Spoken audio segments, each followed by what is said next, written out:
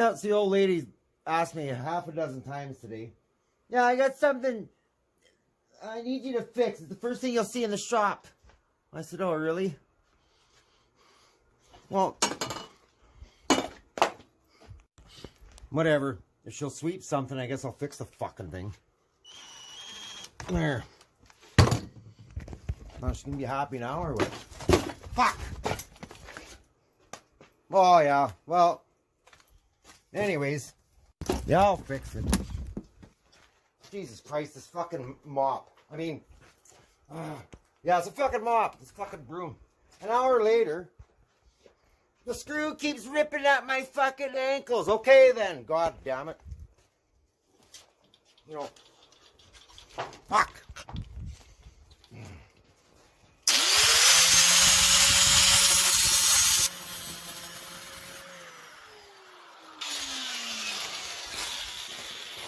There. I wasn't gonna go pay $18.99 for a new one anyways. So you quit sending me emails about it.